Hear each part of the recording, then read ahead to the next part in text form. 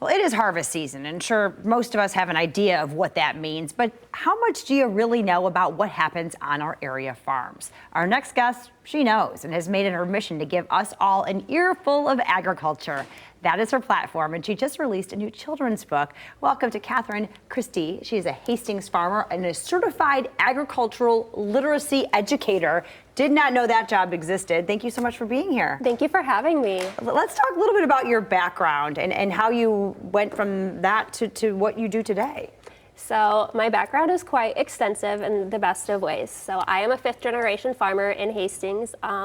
My family brought the first Charolais cattle to Michigan in the 50s.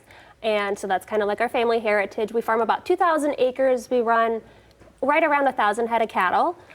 So I grew up on the farm. I grew up doing 4-H and FFA, and then I've just kind of evolved into what I do today. Yeah, and so let's talk about what you do today, because you go and you spread the knowledge about what our farmers are doing for us every single day. Yep, so I started an Earful of Agriculture a few years ago.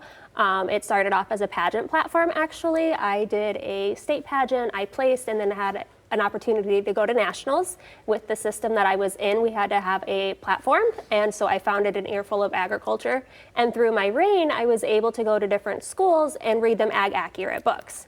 So that was kind of the foundation of an Earful of Agriculture, and then it sat kind of, I guess I would say, vacant for a few years on the sidelines. And then when I got ready to publish my book, I also started doing more programs in classrooms, and I needed a publishing company, so I pulled an Earful of Agriculture back out, and now it's very active today. Wonderful. And let's talk about what people need to know. I mean, are you surprised when you go into these schools? Because, you know, we do kind of live in a rural area, and farming is a big deal where we live, but some people really just don't know what you do. So Barry County actually has more cattle than people. Okay. And that is something that shocks a lot of people, but the majority of our people aren't on farms. Yeah. So even living in an incredibly rural county, we don't have that connection to agriculture. Most of my kids are multiple generations removed from farming. Mm-hmm. So I do know going into a classroom to expect maybe 2 to 3 kids to have any sort of an ag tie, which is okay, but that is part of what drives me. Yeah, and so what do you hope to impart on these kids, these students, even adults that you talk to about agriculture?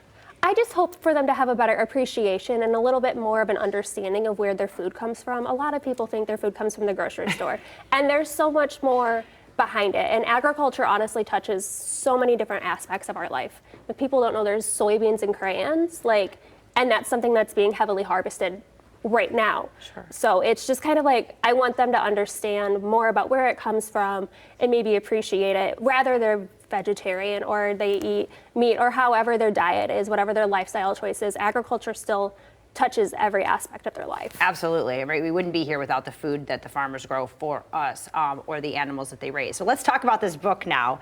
And what made you decide to write this? What's this about? So this book is about combines after harvest. I never thought of being a author growing up. That was not on my to-do list. Right. My kiddo had asked me one day where the combines went when we were driving to town, and I'm like, well, they're in the barn. Right. But he loves wild animals, so I'm like, well, honey, they're hibernating like the bears do.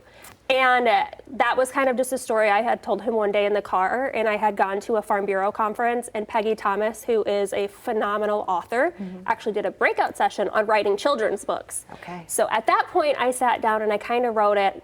I wrote the first draft, I guess I would call it. And that was 4 years ago. Okay. So it took 4 years to go from an idea to an actual book. I love that. I love that so much. And so, you know, if teachers are out there and they're seeing this, and I mean, you will go and talk to classrooms, you can come read your book, and really share everything that you have, right? Yes. So I do classroom programs. We have this cute little toy combine with a corn head and a bean head, because the different heads harvest different crops. And then we also have corn and soybean sensory bins where the kids can come in and actually dig through them and get to play with it. Yeah. And a lot of times, that's the only time those kids will ever get to feel those crops. Okay. So we do that, and then I have some other classroom programs where we're hatching eggs in classrooms. The kids get to do that for 4 weeks.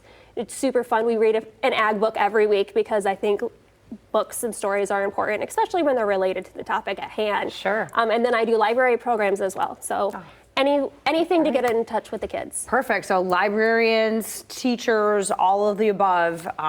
Catherine's here to help. I love that. Yes, I am. Okay, so if people want more information about you, you also have upcoming events with the book and things like that. If they want to meet you, where can they find that information? So I'm on socials with An Earful of Agriculture, and then my website, which is the only place to order the book, is anearfulofagriculture.com. And there's also a listing of upcoming events there as well. Wonderful. Well, congratulations to you, Catherine. And there you go, the only place to get the book, anearfulofagriculture.com, and then you can follow her on socials. We'll be right back.